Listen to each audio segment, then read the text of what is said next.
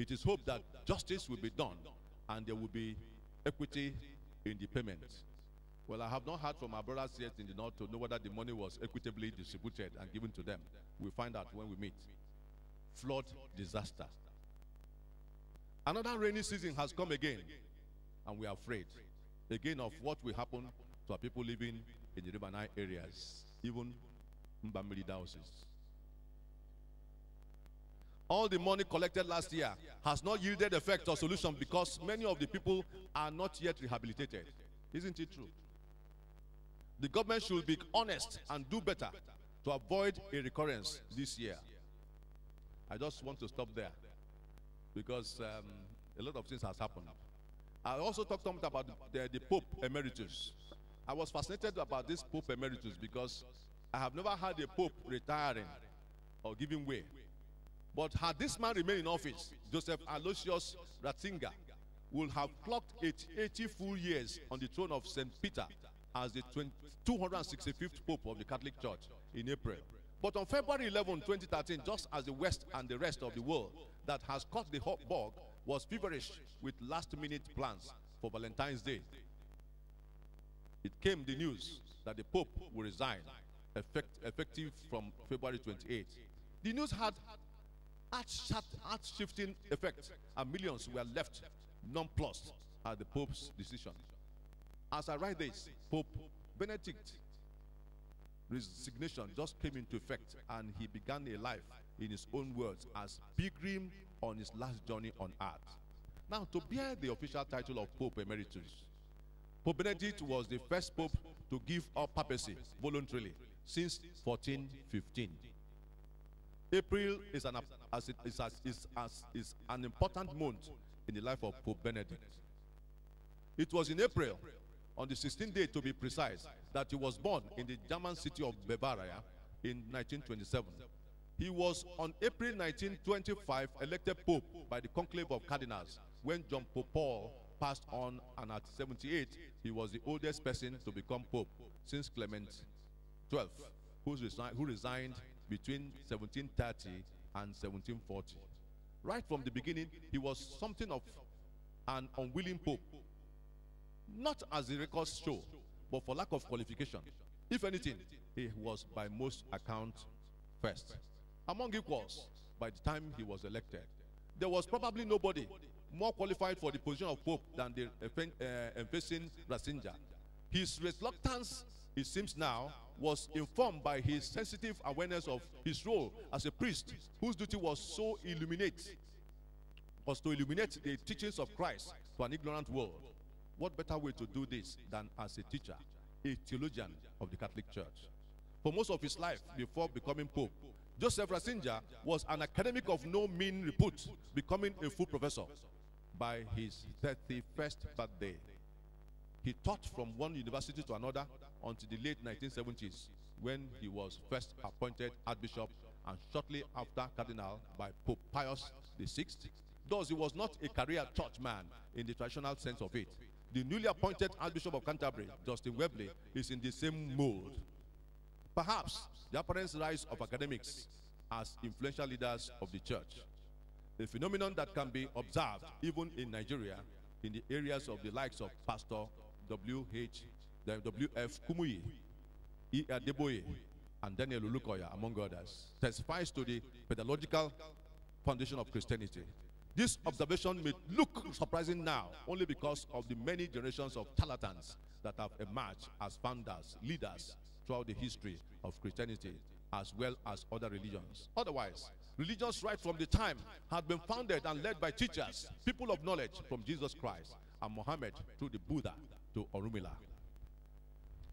But Ratzinger's reputation as an academic was solidly earned, and at the last count, he was to his name nothing less than, he has to his name not less than 65 books. His rise to the church was meteoric and his intellectual input prodigious. To be Pope is to combine spiritual reverence with earthly power.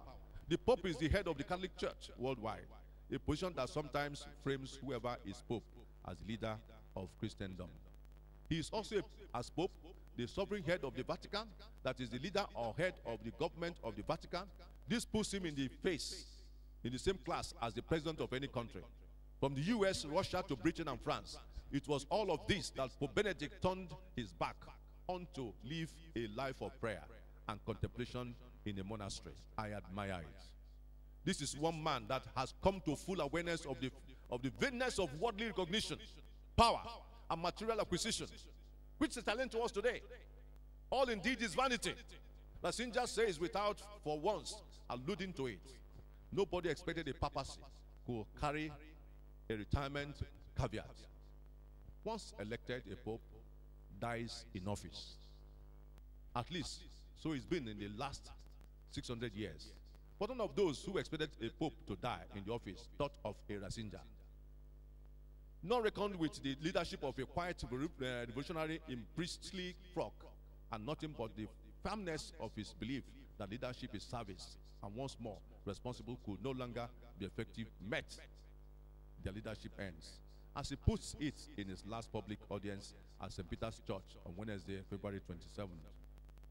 One receives life when one gives it up. And loving the church means being brave enough to make difficult decisions. He made no show of his retirement plans, as many of us do. Gave no indications that he was about to make a momentous decision.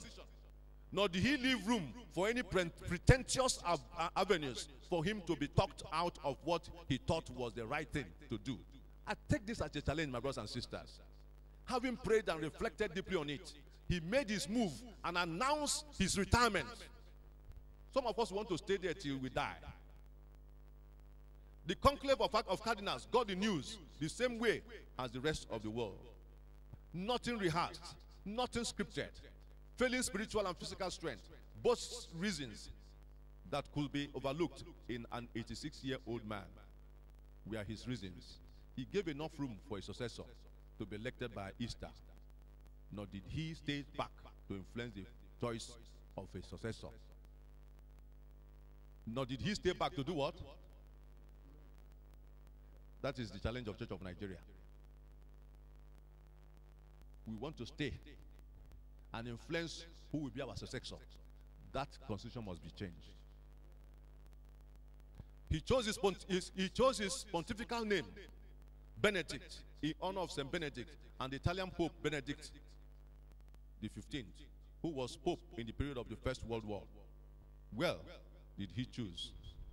For whereas Pope Benedict had the honorious task of uniting a world devastated by the First World War, and so on and so forth. If you look at all I have written there, I don't want to waste much of my time. But the end of it was that I became so much interested in this man before this present Pope, which I'm still studying, came to be. But I want to say that Pope Benedict left office and has now admitted to sexual misconduct. He has now admitted to sexual misconduct. In his time as the Pope, Benedict XVI tried to hold the Catholic Church together in the face of contending forces, pulling it at the seams. Whether you agree with him or not, you cannot but admire the life and career of such a Benedict XVI, now Pope Emeritus, a leader and teacher of the world, whose life is a lesson in Christian humility. Can you show me the picture of the Pope and his successor? Where is it?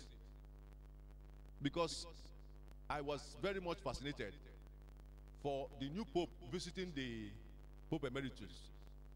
Isn't that wonderful? Isn't that wonderful? Where is it? Where is that picture? To see.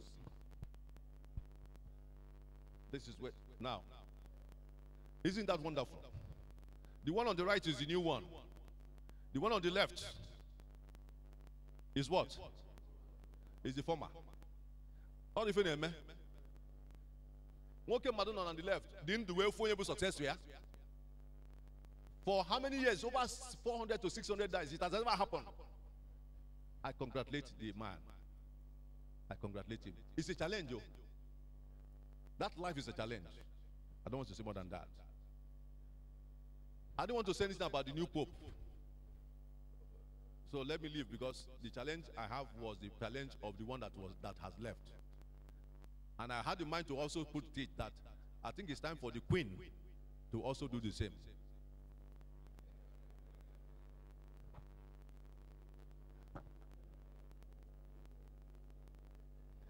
Shopee. The intention of the government for establishing Shopee is to create some employment for our youths who have finished their education but have nothing doing. We commend the effort of the federal government for this venture. Unfortunately, some officials in various states are now bastardizing it with their selfish and corrupt attitude. It has come to our knowledge, especially here in Enugu State, that fake names are being compiled and money being diverted to private pockets. The investigation is on, as I had reported it with evidence to the Chief of Staff, but nothing has happened.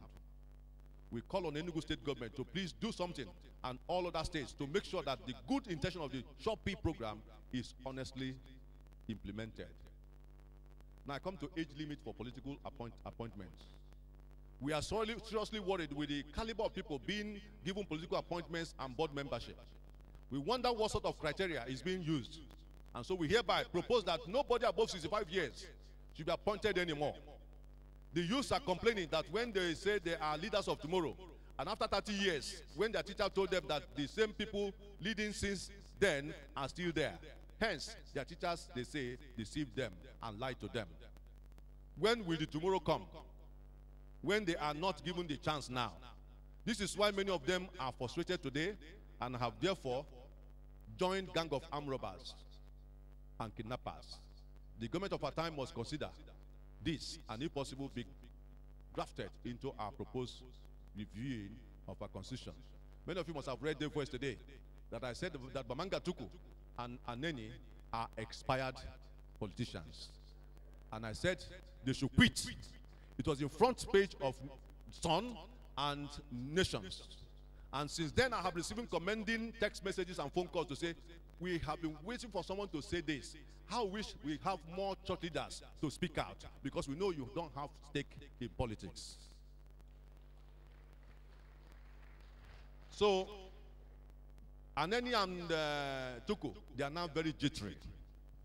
And I told them they cannot settle me. They must go. They must go. Including even this man there that is giving problem, that Baba. David Clark too should go. They are the ones confusing the president. And I recommend that both of them should go on, all of them, three of them should go on retirement. Then we shall have peace in the polity of Nigeria. Now go over. Maybe go over that. Challenge of new constitution. The question of what our reviewed constitution will be is another challenge facing us this time.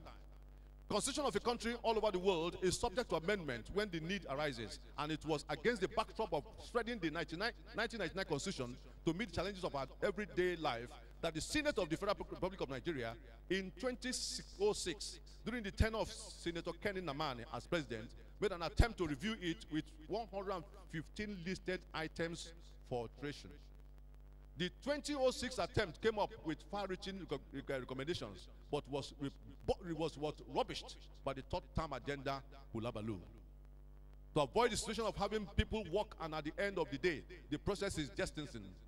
Senate President David Mark in 2010 began another process of constitutional review with modification that rather than carry out a holistic review, it should be zeroed down to the electoral process, where the Independent National Electoral Commission, INEC, will be striving to conduct free and fair elections. The one-term tenure is very much welcome. It will what? Reduce the heating up of our polity, which is currently on today. Also, the condition for the creation of more states should be looked into, particularly to balance the equity of the zones, especially Southeast, isn't it? I don't talk much on that. Church of Nigeria matters. Since our last synod, Church of Nigeria Standing Committee was held September at Aduekiti, Emmanuel Church Cathedral, and in February at Benin, our Savior's Again Church. The communique for all these meetings will be read at the appendix. The General Synod 2010-2014. This is to officially inform the Synod that Church of Nigeria General Synod 2014 will be held here in Enugu at our cathedral. This was conveyed to us in Benin by the primate, Most Reverend Ndi Oko. I believe that Enugu province is the host while we are the venue. So we expect our sister dioceses under the Archbishop to put heads together and see how we can have a successful hosting. We have no doubt that the major part of the hosting lies on us as the mother diocese. After this synod, we hope to set up various committees to start work, because time is not on our side. With God, I believe that all things shall go well. Though we are aware that things are not as easy or very easy this period in our nation, let us trust in God. GAFCON 2013. The GAFCON for this session, 2013, is to take place in Nairobi, Kenya, in October. We have paid the 1 million naira for the bishop and wife, and another 1 million naira towards the appeal made to us to help other dioceses who cannot cope. So all those people who are here, if you are lucky you have not paid and you are applying to be paid, apply to the primate and we can tell them to release this 1 million for you. But we have done our own. If we have more money, there is room to sponsor one clergy, one laity, and a youth. The question is now, how do we raise the fund? It costs 500,000, half a million naira for a person. And if there's any of our laity or church that is ready to sponsor, please kindly feel free. I want to tell you here that as I was joking with a friend, I told him that this body is getting too much on me and I want to get a sponsor for a clergy to go. He said, I will sponsor, and he gave me a check of 500,000 naira, which was paid into my account because he gave it in my name. So I will release it to you and Ora. You will be the one to represent the clergy. He has worked hard as senior secretary, and I think I should give him that chance. So I will not regret raising that money to sponsor you to Nairobi. So I have submitted your name to the Archbishop for onward transmission. So get your passport ready for visa. St. Martin's Day collection. I want to thank all the parishes and the clergy for their faithfulness in this year's collection. We were able to collect over 4 million naira, which we remitted to the Church of Nigeria. This collection is specifically made for the assistance of Indian dioceses going through difficulties and for other important projects facing Church of Nigeria. God bless you all for being part of this project. In Jesus' name. Amen. New Archbishop of Canterbury. A new Archbishop of Canterbury was elected and enthroned on the 21st March 2013 in a service that celebrated the diversity of the Anglican Communion. He is the Most Reverend Justin Webley. We were privileged to be invited and was present at the enthronement, which took place at the Canterbury Cathedral. The primate and Archbishop Idowu Ferron, including Nigerian delegation led by the Deputy Senate President, Chief Ike Ekweremadu, were also present. You can see the photograph there.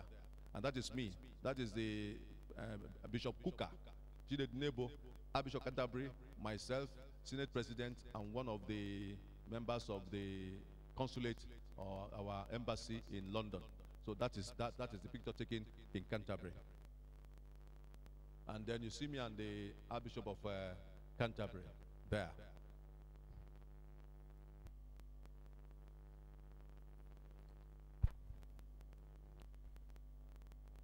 I won't tell you other things that transpired between two of us. But recognize that I was a very vibrant and troublesome person in the 1998 conference of the Lambert. More than 2,000 people from around the world gathered in Canterbury Cathedral for a celebration marked by traditional elements of African Anglican worship blended with contemporary music, vibrant Ghanaian dancing and African drums, a Punjabi hymn, and a blessing spoken in French. Guests included clergy from across the Church of England and lay people including UK's Prince of Wales and Prince Minister David Cameron, and a host of ecumenical guests were present, including well-known US mega church pastors and author Rick Warren, a friend of Archbishop Welby. All but one of the Anglican Communion primates had traveled to Canterbury for the inauguration, and members of the standing committee were also present. The event saw the Archbishop installed as both Bishop of Canterbury and Primate of all England. The Archbishop of Canterbury is also the spiritual leader of the worldwide Anglican Communion.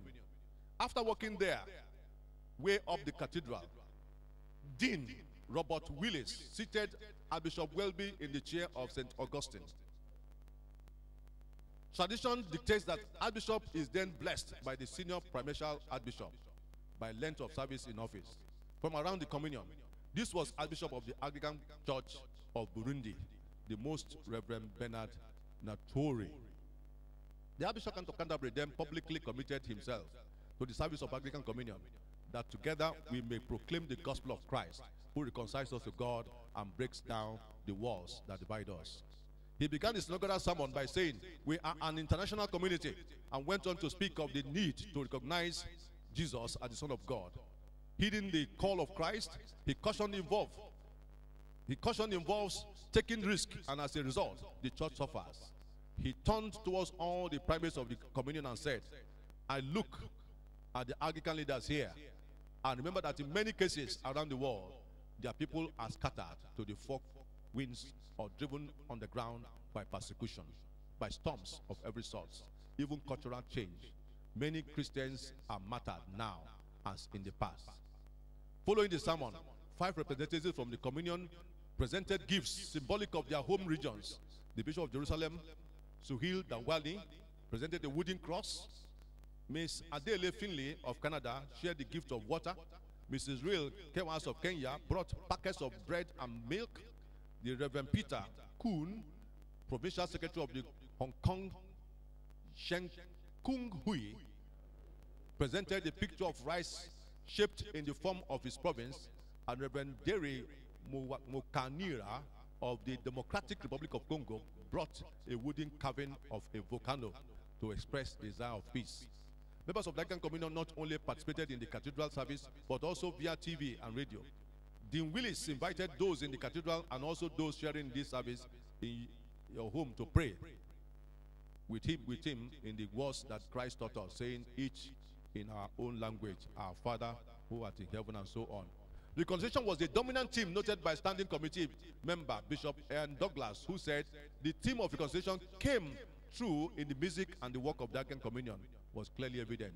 In Jesus, all differences are reconciled, and our vocation is to be agents of reconciliation and not be afraid. Reverend Dr. Sarah McNeil of Australia, also on the Standing Committee, said the service was fantastic and it was wonderful to be involved. I love to see the young people and the communion so affirmed. One of those young people was Evangeline Kanagasconia, a 17-year-old student from Canterbury, who greeted the Archbishop as he entered the cathedral with 3 questions. Why he had come to Canterbury? Why had he been sent? How he had come among the gathering? And Archbishop responded by talking about seeking grace, proclaiming the love of Christ, and saying that he had come knowing nothing except Jesus Christ. Evangeline, whose family is part of the worshiping life of the cathedral, said afterwards she felt very privileged to be able to take part in the service. What I want you to understand in all these things that happened, that for the first time I saw a woman archdeacon enthroning the Archbishop of Canterbury. Yes, he was enthroned by a woman archdeacon. And he said, the Archbishop said, he's looking forward to one day a woman becoming the Archbishop of Canterbury. That is why I disagree with him. He is giving women a place in his ministry. So and when you get my paper, you will see the sermon he preached. I will not bug you with that, but his sermon was all right, spiritual and all that. So I will not bug you about it. Let me go straight to the theme of the synod. Overcoming the challenges of the time. I have caught up with a lot of things so that we can have time. The theme of our synod last year was Christian contentment, taken from Philippians 4:11-13. This year, I was moved after our standing committee in Benin to adopt this theme, for which we are deliberating upon this year. I feel that following our theme of last year, it will not be easy for anyone to move on with the Christian commitment without challenges. There is no doubt that a lot of us today are facing numerous challenges because of our Christian faith. In this synod, we therefore have to take a clue from those who have gone through us in Christendom, how they faced challenges and how they were able to overcome. I believe that with Christ on our side, we are more than conquerors. Look at the background of the church as Smyrna. I have decided to forget about what Revelation is saying or talking about the historical or the historicity of the book. I'm concerned about that name, Smyrna. The name. One of the things that jumped as a searching mind about this letter is the name of the church, Smyrna. What a name. From the arrangement of the vowels and consonants, it is obviously not an English word, however. The Hebrew meaning of the word lies in the construction. Look at S. Look at Mer. Look at Na. Right there in the middle lies the meaning Mer. We know Mer. That resinous mix of spices that has been given to the living as a gift. Matthew chapter 2 verse 11. But mostly used to embalm the dead, isn't it? The production of Mer is also a very instructive, because the fragrant plant from which it's made is first crushed into powder with a grinding stone before it gives the sweet aroma. And so it is that from the name of this city alone, one finds a city, though reputed to be alive, is at the threshold of death, and whose genuine sweat or sweet fragrance can only be produced by a crushing. What a name. You understand what I'm saying? The historical and geographical social economy of Smyrna. Smyrna was a seaport with a flourishing harbor about 35 miles northeast of Ephesus. A straight sail from the island of Patmos of some 60 miles brings one to the port of Ephesus at the mouth of the river Kesta. Traveling up coast some 35 miles, almost due north of Ephesus, is the city of Smyrna. Population about 100,000. It is the only one of the 7 cities still in existence today, modern Izmir in western Turkey. Smyrna was a proud and beautiful city and regarded itself as the pride of Asia. An inscription on its coins describes the city as first Asia in beauty and size. Although other cities were certainly more highly populated, the people of Smyrna were quite sensitive to the rivalry of Ephesus for recognition as the most splendid city of Asia Minor. Historically, Smyrna was inhabited at least 3,000 years before Christ. The Ionian Greeks were replaced by the Ionians. The city, along with Miletus and Ephesus to the south, flourished under Ionian dominance. The city was conquered by the Lydians, and the site was left in ruins for nearly 3 centuries until its resounding Alexander the Great in 334 BC. It is these 300 years between when the Lydians destroyed the city and when the Macedonians found it, refound it, that Smyrna was said to have died. Later, with remarkable foresight, she transferred her allegiance to Rome, and in 195 BC built a temple in which Rome was worshipped as a deity. As a reward for Smyrna's early commitment to the rising Roman influence, the city prospered under Roman rule. Because there had been an ally of Romans, the people of Smyrna thought it would be to their credit to build in AD 26 a temple in which the Roman emperor will be honored. This city became the seat of Caesar cult, of Caesar cult that afflicted the church so severely during the latter half of the 1st century.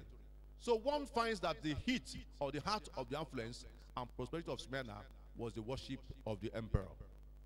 Now, the origin of the church in Smyrna. There's no record of how Christianity came to Smyrna. Like the other ancient cities, Smyrna was probably reached as a result of Paul's ministry in Ephesus. If you look at Acts chapter 19, verse 10, go following. The message to Smyrna ascends the contrast between the cities itself and congregation of Christians who lived there. If the city was rich, as Apollonius, one of the ancient writers, implies, the Christian community was poor, yet had its own kind of riches, as found in verse 9. If the city was prospering under Roman rule, the Christian community was suffering, even unto death. The challenges of that time. Like the one at Ephesus was facing persecution, imprisonment, for some even death. The heart of the message was no repent, but be faithful, even to the point of death. And the command was reinforced not by a threat, as in 25, but by a promise, hence in verse 10, I will give you the crown of life, matching the promise to those who overcome in all 7 messages.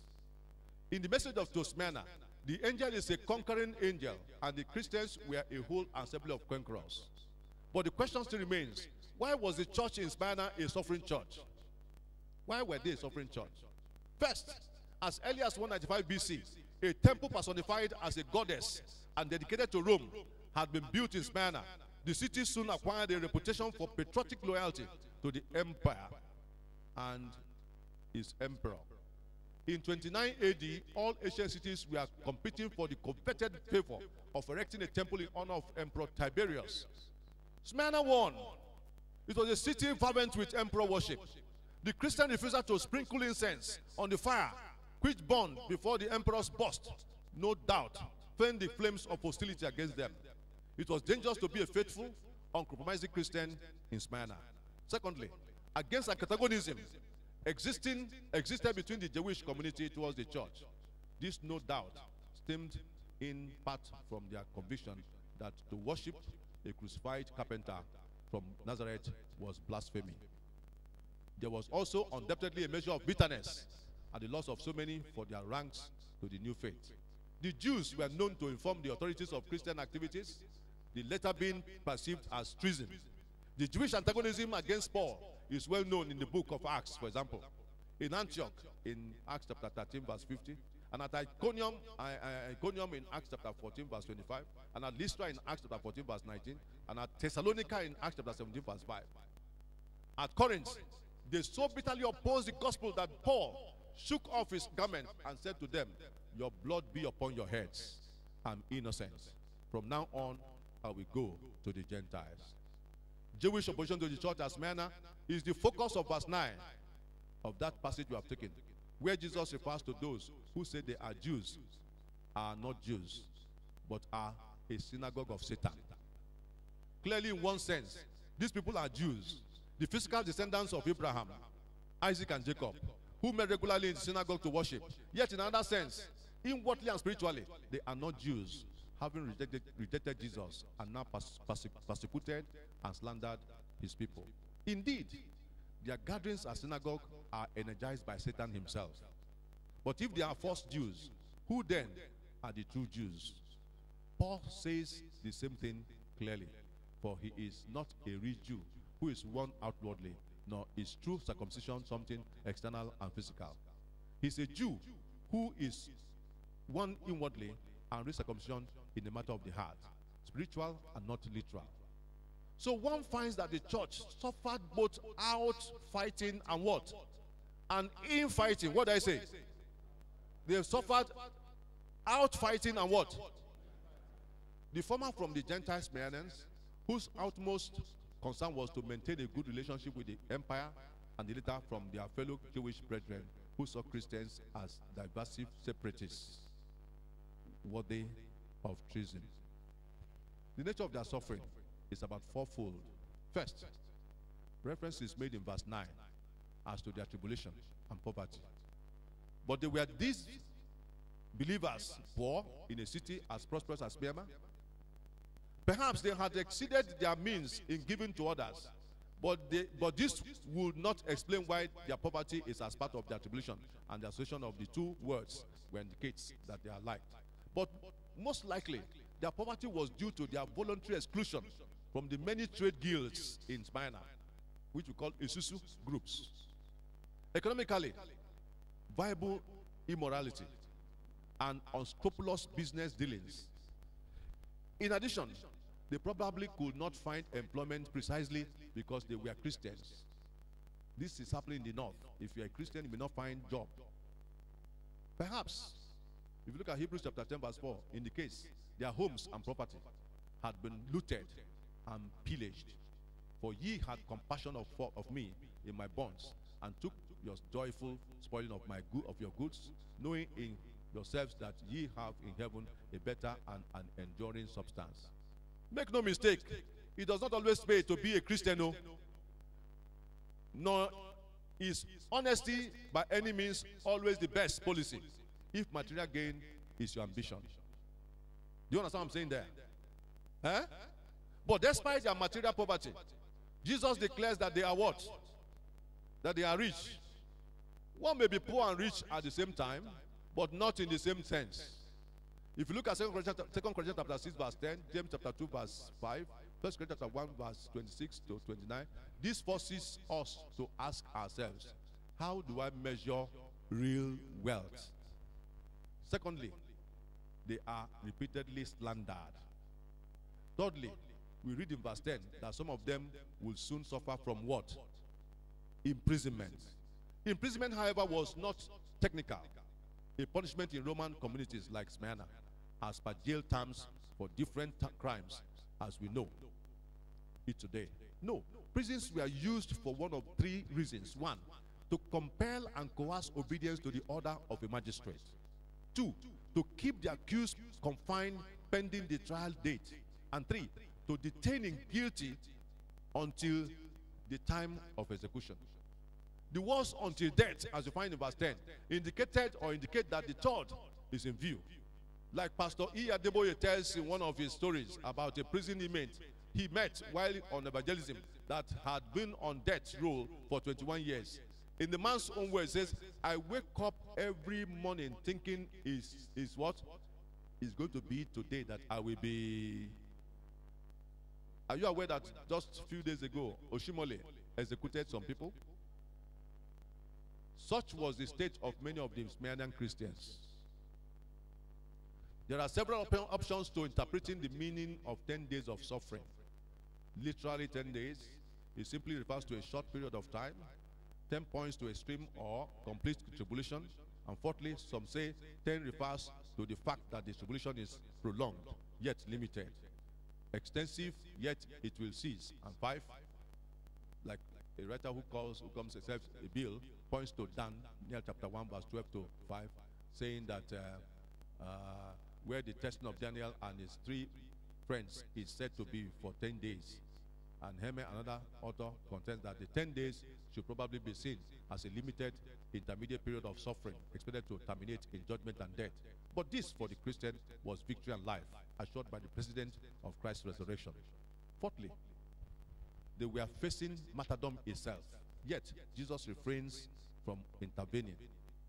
He does not remove the poverty, nor does he vindicate these people in the face of those who hold their indignant slander, nor does he overturn the vicious actions of the devil, who will instigate the imprisonment and even their deaths. It seemed that they were left, just as Christ on the cross was saying, my God, why have you forsaken me?" But by the early 2nd century, a decade or two after John's vision, the congregation at Smyrna had a pastor or bishop named Polycarp, who was said to have been ordained by Apostle John. Ignatius of Antioch wrote letters which still exist to both Polycarp and his congregation. Polycarp wrote a letter to the Philippian church, Christians in Macedonia. Polycarp of Smyrna was himself martyred in Smyrna in the year 156 after severe torture. Nowhere were the words, "Be faithful," even to the point of death, "and I will give you the crown of life," more aptly fulfilled than the life and death of Polycarp. Just like they did, and they did Jesus. The Jews in Smyrna joined the Roman authorities in consigning Polycarp to the flames. What a betrayal. And come to think of it, this church, with all the issues they got going on, Jesus calls an overcoming church. He gives them not a single rebuke. All he says is, "Be faithful. Just keep doing what you are doing. I know what you are going through. Don't be afraid of any of the things you go through. Just be faithful to the end." My brothers and sisters, challenges of our time. It's almost too difficult to imagine what the Smyrna Christians had to suffer, especially for 21st century Pentecostals. But for Christians in Indonesia, where the most radical form of Islam is being practiced, or Iran, or even back home in Maiduguri and Jos, this might just be part of daily life. Our time is different. Indeed, like children, it is the last hour. Our time is quite literally the challenges Satan will throw at today's church are expected to be the worst. Today we have what we call careless ease. This is one of the deadliest cankerworms that have crept into the ranks of Christianity.